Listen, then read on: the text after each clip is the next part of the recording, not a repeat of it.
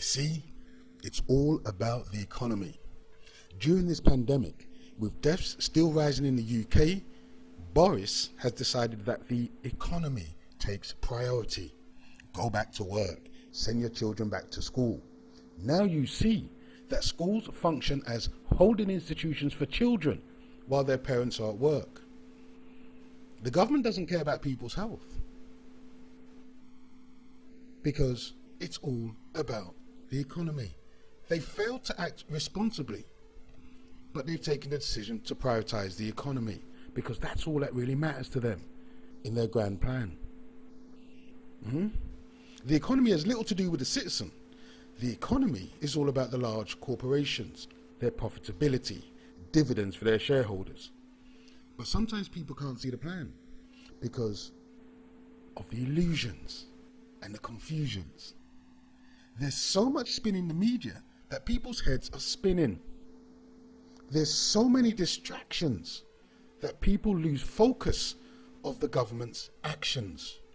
So, let me elaborate so that you understand the plan. You see, under this lockdown, the airlines, to take one example, have made pilots and other staff redundant. Now, the airline industry was trying to change the pilots' terms and conditions of employment. But now that they've made the staff redundant, and now the economy has been restarted, these pilots will have to reapply for their jobs, but under different terms and conditions. Now, this is exactly what the airlines wanted to impose, but have been met with resistance by the unions in particular. Do you understand me?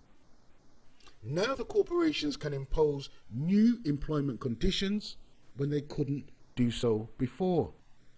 That's how it benefits the corporations. Let me give another example. You have the pub chains who closed their doors and told their staff to get jobs elsewhere. They made the staff redundant. But now that the economy has been restarted by Boris, these same pub chains will have a recruitment drive, and they will impose worse terms and conditions of employment than what staff had before. Do you follow what I'm saying? So this lockdown has enabled large corporations to make their existing staff redundant, and then giving these large corporations the opportunity to re-employ them or other candidates on employment contracts. Who benefits? The large corporations.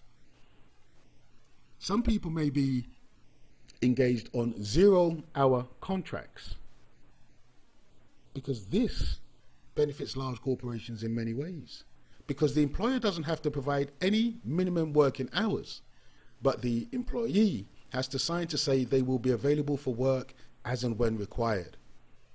And 0-hour contracts are used across many industries, in the care sector, the hospitality sector, hotels, restaurants, bars, for warehouse work, delivery drivers or taxi drivers.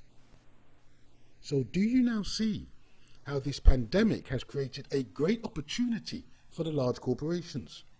Do you see how making tens or hundreds of thousands of people redundant has created a great opportunity for large corporations to take advantage of this situation, to take advantage of the people whose lives have been thrown into chaos, desperate people with bills to pay, a mortgage to feed, car payments to meet?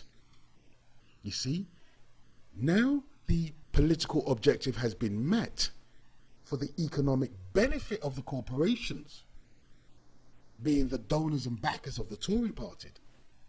The message is now, go back to work. But some people don't have jobs to go back to. Incidents of coronavirus are still on the rise.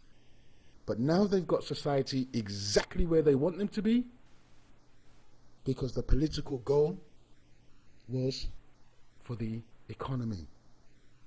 But the economy isn't about you and me. The economy is about the enrichment of the wealthy. Thank you for listening. Please share and subscribe. More videos coming soon.